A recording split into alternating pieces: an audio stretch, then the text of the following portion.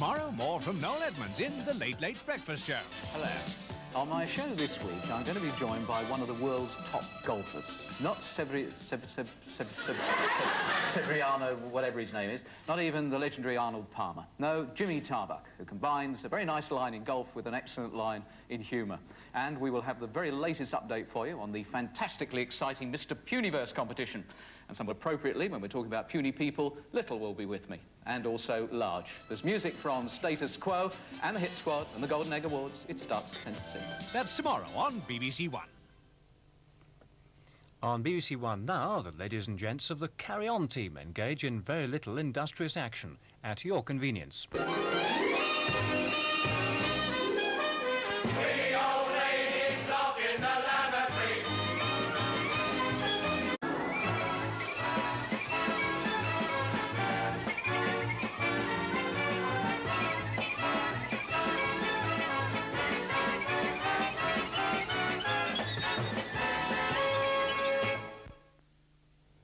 Now on BBC1, Barry Took opens his mailbag to air some more of your points of view.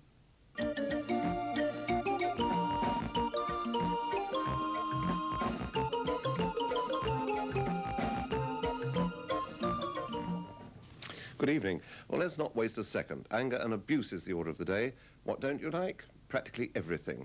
First, here's Joe Bowden of Brentwood in Essex. As a piece of investigative journalism, your 1 in 7 programme about unemployment was as challenging and provocative as any printed instructions on a packet of cornflakes. Pretty profound stuff, eh? With 3 establishment yo-yos exhorting every 200 job applicants to sharpen themselves up so as to qualify for each single job vacancy available, the programme lacked only Lord Reith and the Savoy Orpheans to recreate the genuine authoritarian patronage of the 1930s. Mr. Bowden goes on, and so do we, to Alan Murphy of Paisley. Bring back Henry's cat, or we'll send the boys round. Ah, the ways of television are strange, and the viewers even stranger. Brian Stokes writes to me about a special switch we have on our television set. We call it the Hairy White Mouse button. When we don't like a programme or it's too boring, all we have to do is to press the switch and the programme goes away. I think on other people's sets it's labelled OFF. Well, that's a viewer's view, not mine or that of any broadcaster I know. We see our job as keeping you switched on. But then the most popular of shows goes and gets this reaction from RS of NW1. Dear Barry, read Terry and June. Thank you, we'll let you know. There might be an opening as the new Tarzan. Ah, this is a little more positive. It's from Bournemouth. Dear Mr. Took, I like the Beggar's Opera. I only saw half of it. From Alex, that day I was 6. Well, you can see the other half when you're 12. Meanwhile, back at the abuse, here's Alec Wells of Norwich. His letter is dated the 4th of November. I always look forward to your programme, and this evening I expected that most of it would be devoted to vituperation on the subject of 60 Minutes. But no, hardly a squeak. Were you warned off reading critical letters on the subject? No, I wasn't warned off. I thought it fair to give it a week or two to settle down. That was in spite of a flood of letters saying, well, here's a selection. First, it seems only fair, Alec Wells of Norwich on the subject of the 60 Minutes signature tune. Totally inappropriate. The opening caption. Unnecessary. Desmond Wilcox. Needless drain on licence payers' money. And the weather forecast. It is a mess. Right, so much for Alec Wells of Norwich. Here's Miss B. Leggett of Manchester. Please, please, please, may we have Nationwide back on our screens again. Failing which, perhaps Tom and Jerry. Anything would be preferable to 60 Minutes. But to begin at the beginning, here's B.G. Grant Uden of Chichester. What is that pink thing like a decapitated prawn? Well, that, sir, is a logo. Here's E. Wilson of Lancing. 60 Minutes should be 60 seconds. Tina Rowe of Yeovil has a slightly more rounded view of the programme. She says, its format is bitty, the story's lacking in bite, and the weather forecast far less informative. Desmond Wilcox is an utter failure. He may be a fine journalist, but in front of the camera he seems tired, depressed, sad, old, and sometimes positively shifty. But Tina Rowe adds sportingly, he is probably just embarrassed about the quality of the stories he has to introduce. Mr. Fletcher from Chester writes, I have not been very impressed with 60 Minutes since it started. The music is inappropriate and the logo inane. The main presenter is awake for some of the time. He must be as bored as the rest of us. And here's the unkindest cut of all. I cannot understand how the BBC borrowed the TVAM production team. Specifically, Mr. Fletcher says that he was totally disgusted by the dragged-out, muckraking item on the men who were shot during the First World War. In my opinion, and that of my friends, you hit a new low. Now here's Martin Higgins of London North 17, who finds something to like about the programme. When Moira Stewart presents the early evening news, it's an oasis in the desert of mediocrity known as 60 Minutes. The presenters seem thoroughly disinterested, the programme lacks a direction, form and content. It also gives the impression of a thrown-together afterthought to fill a hole in the early evening schedules. The change that's caused most anger is the new look to the weather forecast. Elsie Stopp of Bexhill says... The weather presentation is a disaster. Paul Thompson of Southport feels... The weather forecast is a load of rubbish. W.K. Mackenzie of Leamington Spa writes of... The awful weather charts with their overlay of ectoplasm. Or is it soap suds? I wait until 9:25 when I get a forecast I can understand. Betty and Dennis Compton of Wantage. Not the Dennis Compton. Come to that, not the Betty Compton. Anyway, here's their letter. What a dreadful dog's breakfast the new 60 Minutes programme has turned out to be. We deplore the replacement of a sensible news bulletin and an intelligent weather forecast by this ragbag of uncoordinated bits and pieces, and especially the separation of the forecast from its logical spot next to the news. And when it does come, what preposterous nonsense they've made of it. For goodness sake, give us back our sensible news and our knowledgeable and friendly weathermen. Well, we've had dozens of letters similar to those I've quoted, and only 2 in praise of 60 Minutes. They say, respectively... Congratulations. Well, that's from Dick Wadham of Topsham, Devon, and... 3 cheers for 60 Minutes. That came from P. Lindsay of Lydd. Now for something completely different, Jane Eyre. Still the faint sound of grinding teeth and mutters of discontent, though. Here's Nicky Hill of Belfast. Barely had the last Jane Eyre faded from our screens, George C. Scott smouldering in his stateside version of Mr. Rochester, then yet another recreation of this demonic dazzler threatens to leap out of our TVs. Threatens? It's already leapt. A.C. Allnut of Bournemouth refers to... The 8th serialisation of Jane Eyre. And Ms. A. Wyatt, writing from... Somewhere in the depths of Huddersfield. Says, in part... Why keep rehashing the same old stuff time and again? Ms. Wyatt complains of the chap who plays Rochester in the current version. He is totally unconvincing as Lord of the Manor, sounding more like Russell Harty than landed gentry. And you can't get much further than that. But here comes Miss M.A. Thompson of Leicester galloping to the rescue with a word of praise. More than a word, in fact. 3 cheers for the BBC. Recently, I requested that Jane Eyre should be screened again to pep up interest on a Sunday. Behold, the BBC has granted my wish. Thanks to all concerned. You have all made my Sunday evenings complete joy. Hurrah! I say, steady. Well, for you, Miss Thompson, if no one else, here is a moment from the current version of Jane Eyre. Are you ill, sir? Oh, Jane, I've got a blow, Jane. Where is he? In there with the others.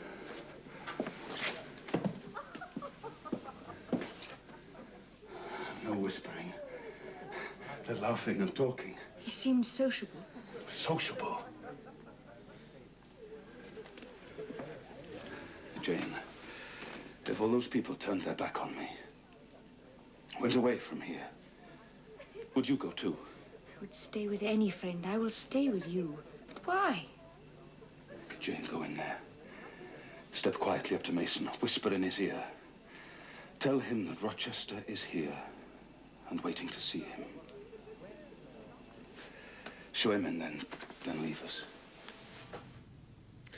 Celia Clarke and Timothy Dalton in a scene from Jane Eyre. A different world to that of the new sitcom Don't Wait Up.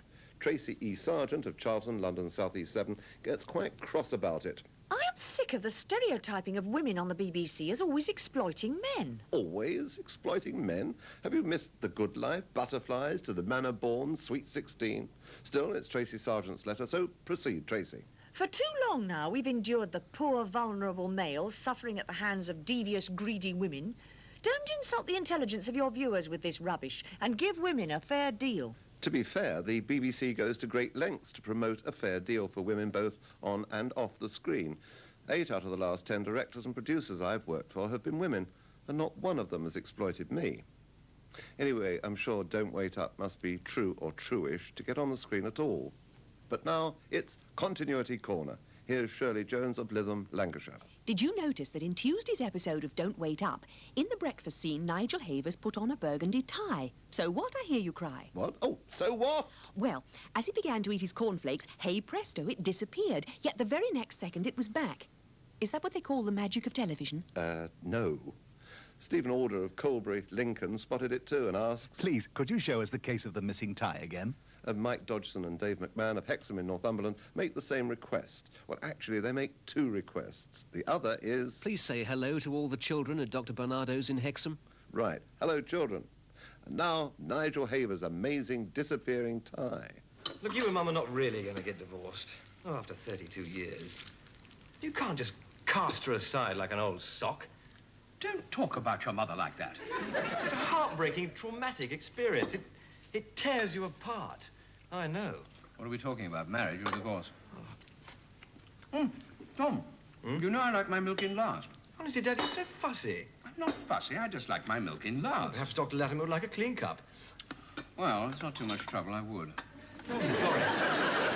I'll send a memo to the kitchen staff. Milk last and Dr. Latimer's tea. A moment there from Don't Wait Up. Is there no chink in the gloom this week? Answer, no. Here's what you've been saying about the Jasper Carrott show. First, Margaret Tugwood of Plimpton, Devon. In the last showing, there was reference to Nielsen the murderer and a footballer who can no longer play due to injury. Your reputation for decent viewing has literally gone down the drain. The people responsible for such humiliating and distasteful jokes should no longer be allowed to produce programmes of this type. Fairly sweeping, but if it isn't murderers and footballers, it's animals. Here's Pat Jenkins of Northampton. I would like to say, on behalf of my family, how appalled we were by Jasper Carrott's jokes about animal experiments. What he could find humorous in the misery of these poor exploited creatures is inconceivable. And Mrs. J. McCurdy of Staining, Sussex, says on the same subject... What a sad way to get a laugh. And she makes a comment Mr. Carrott would do well to consider. That was our first and last look at his show. And the previous week, it was Stephen Waldorf, the well-known police target, who was the subject of rude mirth, and this letter from Jeff Crabtree of Coggeshall, Essex. I was thoroughly pleased with the return of Carrot's Lib on Saturday night, but the show was spoiled at the end with that sick joke about the Waldorf salad. It was enough to make poor Stephen feel ill at the sight of salad for the rest of his life. That sketch was certainly one for the video nasty file. But not all is nasty on the Carrott front. Here's a letter from Mrs. Coral State of East Malling in Kent. How nice it was to be able to watch a group of young men who could sing well and were decently dressed on the Jasper Carrott show. I hope that we will be seeing more of Harvey and the Wallbangers. Oh, with a name like that, I hope not. It's worse than Gladys Knight and the Pips, or Big Mac and the Sesame Seed Rolls. Please, could you show them on Points of View? Well, yes, but only out of curiosity, mind you. I'll be back next week with another selection of whoops and groans. Until then, I leave you, that's to say, the plant and I leave you, and this week it's a green plant. As I say, until next week, I leave you with Harvey and the Wallbangers. From us all on Points of View, good night. Just because I'm glad I'm living. Take trouble, smile, and never whine. Just because my color shading's slightly different, maybe that's why they call me Shine. If you have any comments on BBC television programmes, please write to Points of View, BBC Television, London W12 8QT.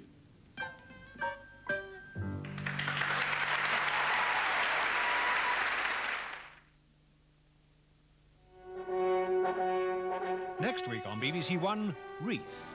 Tom Fleming recreates the larger-than-life legend who was the first Director-General of the BBC. Isn't it exciting? This is the most powerful weapon in the world. And it's in my hands. Prime Minister, I have accepted responsibility for broadcasting only what is best and civilizing. I want to banish ignorance and misery and enrich the human race, not deprive it and propagandize it. My sole concern is to safeguard these ideals. Churchill comes at you with an axe, but Baldwin, he wants the BBC for his own purposes, just as much as the rest of them do. John, be fair. He's given us the charter, and in return... In return, we are still under the thumb of the wretched Postmaster General.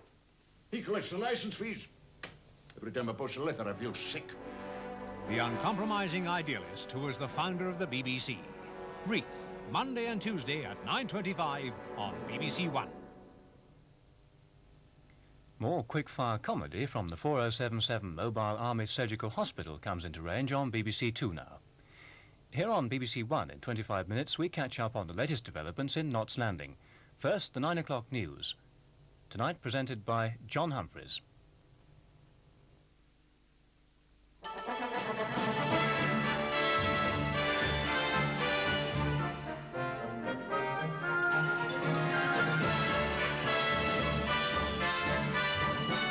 Land Rovers close 9 factories and cut 1,500 jobs. Mortgages no change despite the hopes. Dousing the flames in Lebanon, now Moscow pleads for peace. The Queen in Kenya remembers the fallen. And the tennis stars bite the hand that feeds them. Good evening. 1,500 jobs are to go at factories making parts for Land Rovers. Over the next 3 years, 9 factories are being closed. British Leyland say production will be concentrated at Solihull, and that will save them £14 million a year. One of the factories is in the Cardiff constituency of Jim Callaghan. 600 jobs will be lost there, and today the former Prime Minister said he was deeply shocked by BL's decision. The plant was efficient, he said, and was a victim of government plans to privatise major parts of BL. All the other plants are in the Birmingham area, and it's from there that Patrick Burns now reports. Land Rover have a fight on their hands to keep their place in world markets, which have been badly hit by the recession and by ferocious competition from the Japanese. In 1976, Land Rover produced 58,000 vehicles. Last year, they made around 38,000. Their latest model, the 110, is their answer to the gap in their range between the basic Land Rover and the upmarket Range Rover, a gap which has been most successfully exploited by their Japanese rivals. To continue the fight back, Land Rover have decided on reorganisation, centralising production by reopening the former Rover car plant at Solihull, which adjoins Land Rover and which was mothballed 2 years ago when car production moved to Cowley. This will mean the closure of 8 components manufacturing plants and service centres in Birmingham. Most of the 4,000 workers involved will be transferred to the centralised plant at Solihull, but nearly 1,000 of them will lose their jobs. Land Rover say it makes sense to concentrate on a single integrated modern factory, replacing what they call mainly old, small, uneconomic plants. The company say it'll save them £14 million a year. An engineering union official said they expect considerable resistance to the centralisation plan from the workers who are to lose their jobs in the Birmingham area. Even though there has been some short time working here at Land Rover's gearbox plant in Cardiff, the announcement today that the works is to close came as a complete and devastating shock for the 600 people who work here. The firm says that a substantial number of the Cardiff employees will be given an opportunity to transfer to Solihull. But at the works today, there were few who took any comfort from that promise. This has now come out of the blue that the whole factory is going, but over and above our factory going, it's a shock that so many of the Midlands firms are going as well. The workers at Cardiff were handed a letter from management this morning which only mentioned that their factory is to close after a lengthy preamble about the decision to move to the Midlands. The letter said there might be jobs for some of the workers at Solihull, but for the vast majority, there is only the prospect of joining the thousands of other people in Cardiff who are looking for a job. 400 printers at the plant which prints the Radio Times in West London have been sacked tonight. The British Printing Corporation says the Park Royal Works will close immediately because the printers are refusing to work a 5-day week. The print union Sogat 82 has been in dispute for 6 months over plans to install £10 million worth of new machinery. Unions representing 1.5 million engineering workers have turned down the offer of a 4% rise in minimum wages. The offer was on condition they gave up some restrictive practices and agreed not to strike without a ballot. The building societies have decided not to cut the mortgage rate, even though they took in more money last month than ever before. Thanks to the high interest rates paid to savers, they collected more than £1,000 million in October. But the mortgage rate will stay at 11.25%. The recent breakup of the building societies grouping, led by the Abbey National, had prompted strong speculation that a cut would be announced today. Less than 3 weeks ago, a spokesman for the Building Societies Association said there was a very good chance of a mortgage rate cut at today's meeting. That statement, it seems, didn't have the blessing of many building society leaders, and they've decided instead to use the money that's still pouring in to further shorten the queue for a new mortgage. Well, it's certainly our stated intention to try and meet all reasonable mortgage demand and get rid of the queues. It's very difficult to assess how long it takes to get rid of queues. I mean, we're lending at record levels. There's no real sign of the demand properly tailing off yet. But these things do tend to disappear very quickly when it happens. Are all your members going to toe the line? Of course, we've heard Abbey National threatening to go it on their own. Is there a possibility now that they will cut their interest rate regardless of what you say? Well, as you know, the new arrangement we made last month gives a certain degree of freedom to people, and people will have to make their own decision. I've no indication that any society is likely to go it alone in the immediate future, but that's a matter for individual societies. According to some sources, the pressure from Abbey National for more competition and a cut in rates may have had the opposite effect, making other societies all the more determined not to be pushed into a rapid cut in interest rates. That, they say, could cut the money pouring in from investors. Abbey National say they'll be discussing interest rates when their board meets in 11 days' time. That's when they could decide to go it alone if they're going to. But the best bet is they'll give the other societies one last chance, believing that when they all meet again in a month's time, there will be general agreement on a mortgage rate cut. The inflation rate's gone down very slightly, the first drop since May. In the year to October, prices rose by 5%, compared with 5.1% in the 12 months to September. The Employment Secretary, Tom King, says inflation shouldn't change much for the rest of the year, and that's something he says that pay bargainers should note. Council house rents will probably go up next year by an average of 75 pence a week. That's the increase the Environment Secretary, Patrick Jenkin, is advising local councils to charge so they can meet government spending targets on housing. The government has given unqualified backing to a private member's bill to make video nasties illegal. It's expected the bill will become law next summer after its second reading today. Then videos would be classified in the same way as films, probably by the Board of Film Censors. Anyone caught selling unclassified videos would face a fine of up to £10,000. The Home Office Under-Secretary, David Mellor, told the Commons the bill was absolutely crucial. Video nasties, he said, were cynically intended to inflame brutish and sadistic passions. Labour MP Gareth Wardell criticised the government for taking so long over the problem and then leaving it to a private member to act. The Prime Minister and the Home Secretary went out of their way to show their support for this measure by turning up to listen to a Tory backbencher, Graham Bright, introduce his private member's bill. It was warmly received by both sides of the House, even by some Labour MPs who are normally against any extension of censorship. MPs were clearly affected by a demonstration of video nasties laid on for them by the police. They contained scenes that were so offensive and so appalling that some members had to leave the room. The bill's sponsor was very grateful for the government's support. Well, honestly, I'm absolutely delighted. I mean, the Prime Minister made it quite clear yesterday that she was behind the bill and that the government was behind the bill and that she wanted the bill to pass through the House as rapidly as possible. And I think that was a further sign this morning when she sat through the whole of my speech, giving me support, that she really is determined to see that this bill gets onto the statute book. How long do you think it'll be before the bill becomes law? Well, it's going to be until late spring, early summer before it does become law.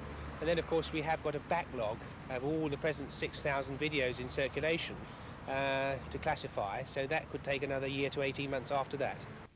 Urgent diplomatic efforts are being made tonight to avoid a bloody showdown in Lebanon between Yasser Arafat's PLO fighters and rebel Palestinians backed by Syria.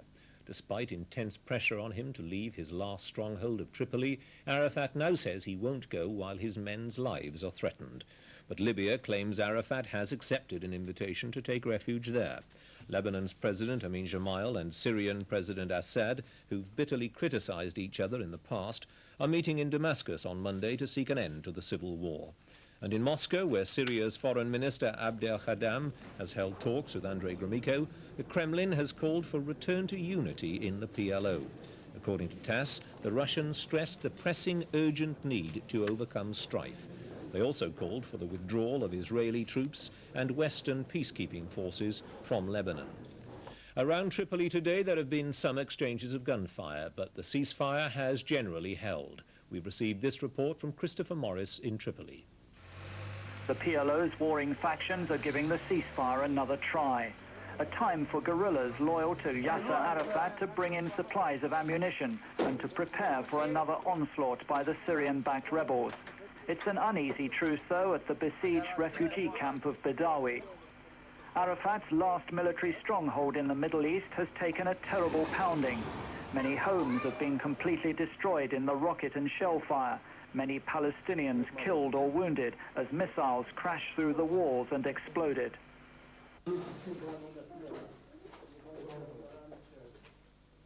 Although hundreds of families have fled, fearing further bombardments, the majority have stayed. Their home is now deep underground in bomb-proof bunkers to escape from the battle which Arafat has described as the fiercest in the history of the Palestinian resistance. Even though there's a ceasefire, they daren't venture out, knowing the rebels are not far away. The Syrian-backed rebels have advanced to positions only about a mile or so down this road. Their intention is apparently to try and surround the Badawi camp and then move in on the remaining Arafat fighters there defending the camp. But while the fighting has stopped, it's given firemen an opportunity at last to try and put out the huge blaze at Tripoli's oil refinery. Already, millions of pounds worth of oil have gone up in smoke, bringing a petrol shortage crisis to Lebanon. Now there's the threat of lethal fumes should the fire spread to nearby tanks where toxic chemicals are stored. And that would place the 500,000 inhabitants of Tripoli in further danger. The PLO leader, who's trapped in the city, is now refusing to leave to spare the people from more bloodshed.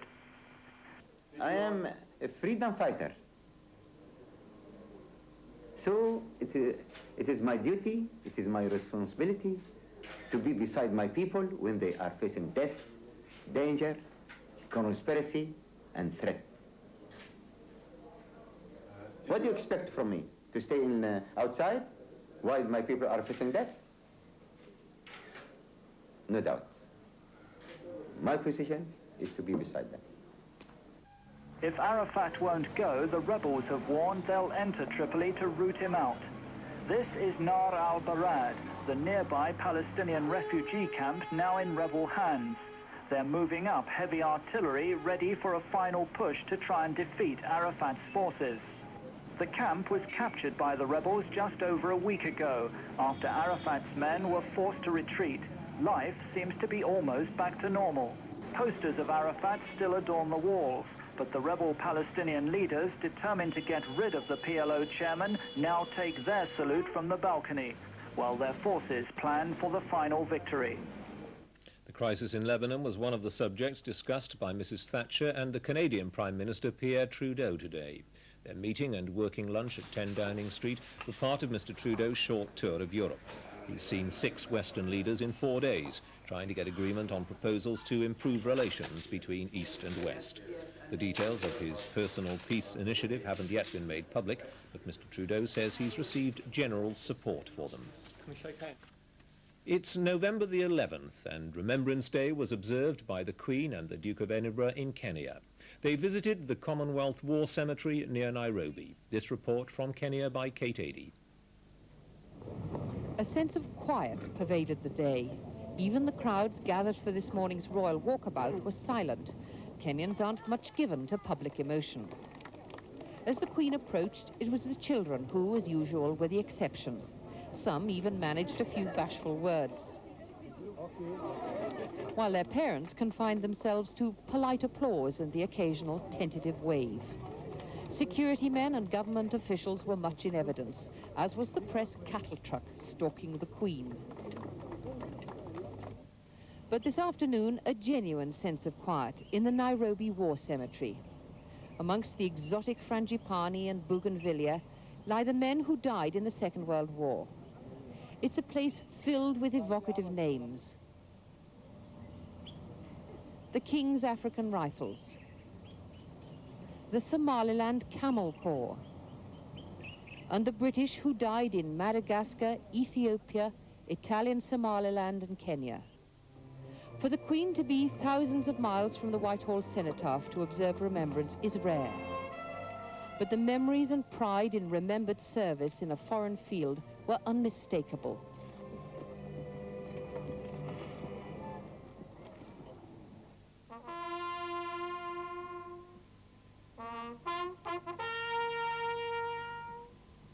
The 2-minute silence was observed by those who felt its significance deeply.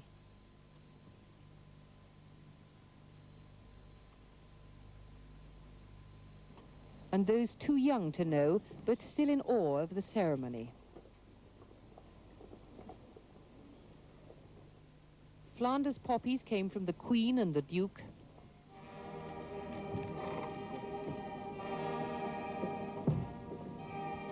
And then from the Kenyans and the many Commonwealth representatives, a mass of orchids, agapanthus, lilies and carnations to commemorate nearly 5,000 men who lost their lives in East Africa. President Reagan has wound up his visit to Japan with another stern warning to the Soviet Union on nuclear weapons. He said the United States would embark on a new military build-up if there was a failure to reach agreement at the arms control talks in Geneva.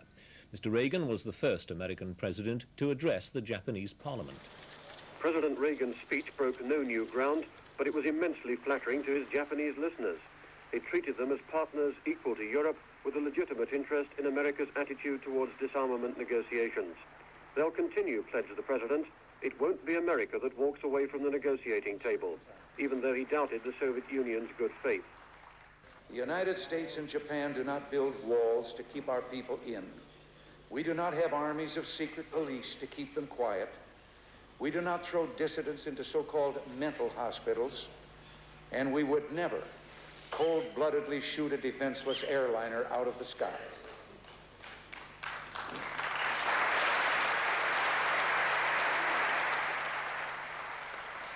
The speech, rich in Japanese quotations, was well received by the Diet, but beneath its soft words, the Japanese parliamentarians picked out a hard message.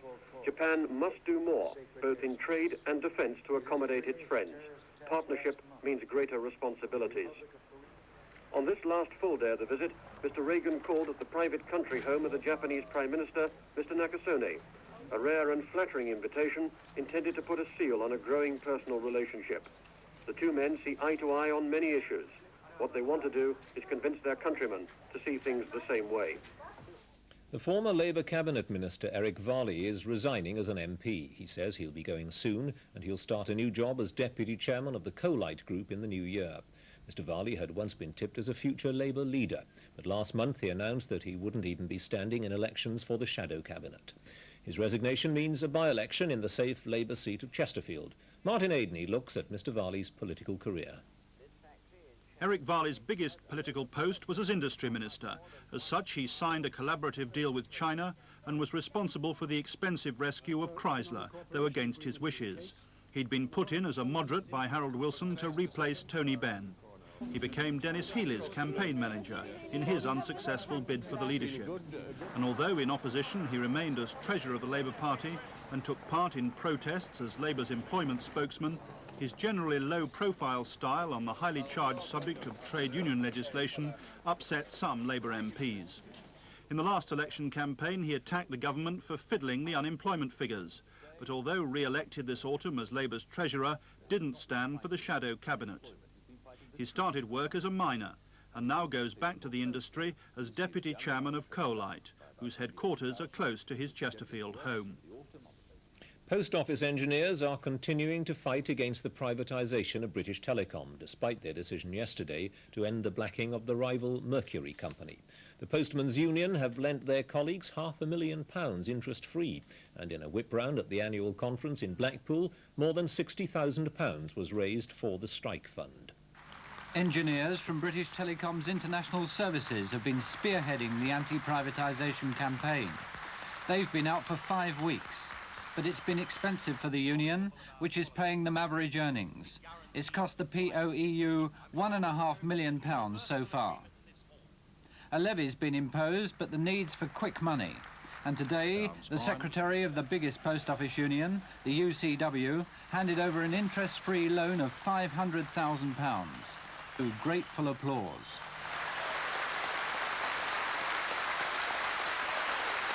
He said there's no hurry to pay it back. Then the rank and file did their bit, queuing with cheques from individual branches. The tally was modest by comparison, just £62,000.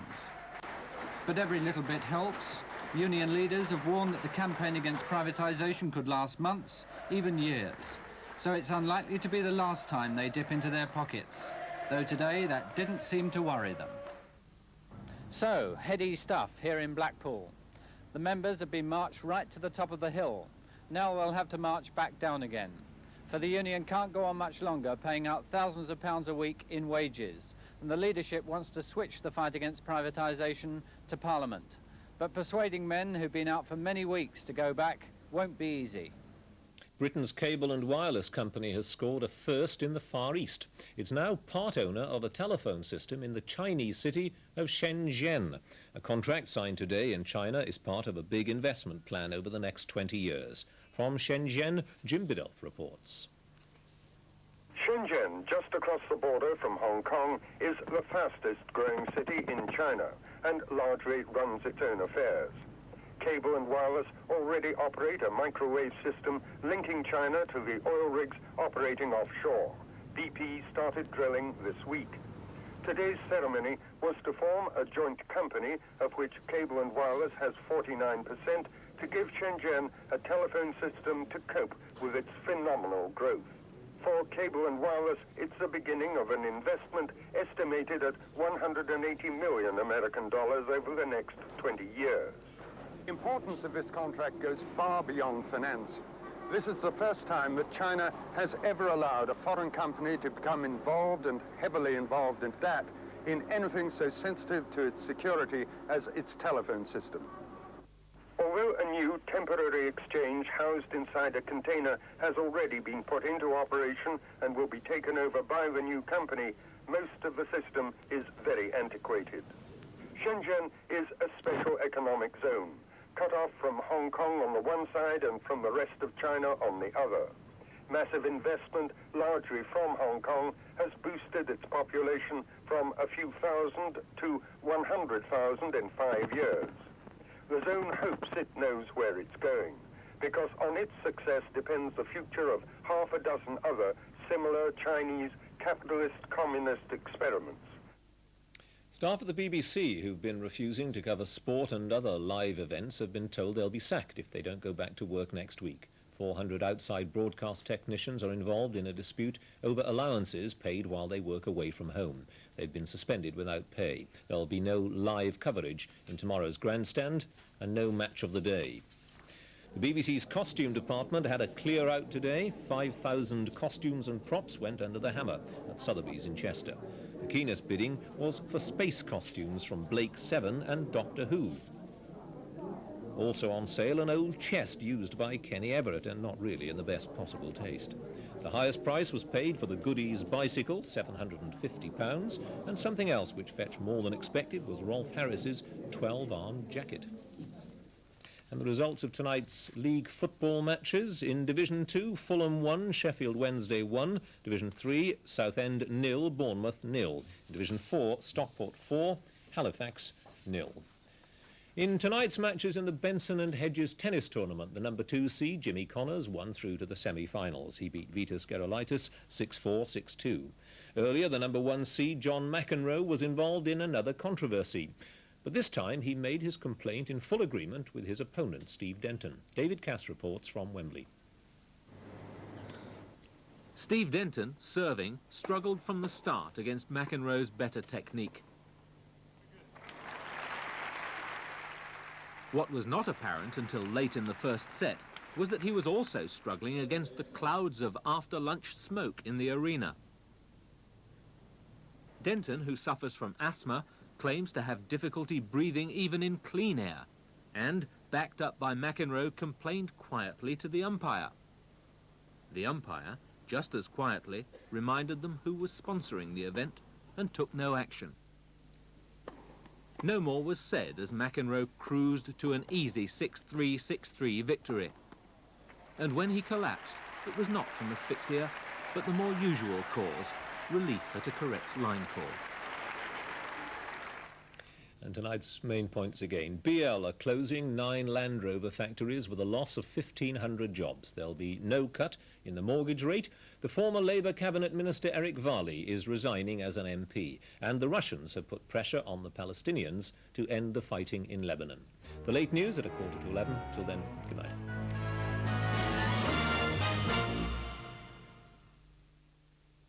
The final part of the black comedy, Good Behaviour, is on BBC2 now, with the Major's wife and daughter having reached the point of crisis. Here on BBC1, in a couple of minutes, Knots Landing. But first, the weather with Bill Giles. Thanks very much. Well, not a great deal of change in the weather right the way through the weekend. This high pressure is going to dominate, and we're going to bring winds in from the southeast. And whereas if you look at it in the first part, you'd think that the winds from the southeast from the continent would be warmer, in fact, it's going to get colder, because if you go back along an isobar, you can see that the winds originated in the far north of Scandinavia. They're coming down towards us as these southeasterly winds, and as I say, getting colder through the weekend with an increasing chance of some frost. But let's have a look at the satellite picture first of all. This was taken an hour or so ago, and you can forget the thick cloud out to the west. That's not going to affect us at all. Remember, our winds are coming in from the southeast, and although these infrared satellites don't show the low cloud too much, there is a fair amount around. In fact, as far as tonight's concerned, it's going to be a pretty misty night, a lot of low cloud. This thick enough to give a bit of drizzle near that eastern side of the country, and the fog chiefly, I think, over the Midlands and southern parts of England. No fog in central Scotland there. It's going to be a cold night with a touch of frost around. And then tomorrow will dull and misty start, as we've seen for several days now, and right along that eastern coast of England, southeast Scotland, it's likely to stay that way, I think, right the way through the afternoon. Dull, misty, little bits of drizzle around, and quite cold too. But in most other places, you'll find it gradually brightening up, the fog will be clearing away, and the cloud in many places breaking up. So I think many of us starting to see a bit of sunshine, I think particularly in the afternoon, consequently quite warm. Well, that's it from me. Good night.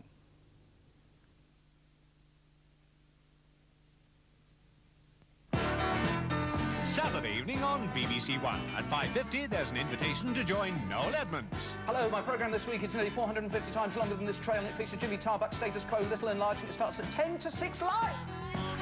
Then at 6:40, your host for Blankety Blank is that well-known man of words, Terry Wogan. I thought you said you were never going to watch this kind of rubbish again. And yet, here we are once more. At 7:15 in Juliet Bravo, an old soldier arouses the sympathy of Inspector Longton. Has it ever occurred to you that 9 times out of 10 we ignore one of these old dears, and on the 10th occasion, some tearaway will pick their house clean, and we, meaning I, meaning you, will be up the creek.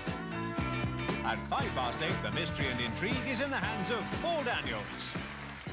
Each week, we amaze and we baffle, and this week is to be no exception, ladies and gentlemen. At 9 o'clock, the Royal Albert Hall in London is the setting for the Royal British Legion Festival of Remembrance.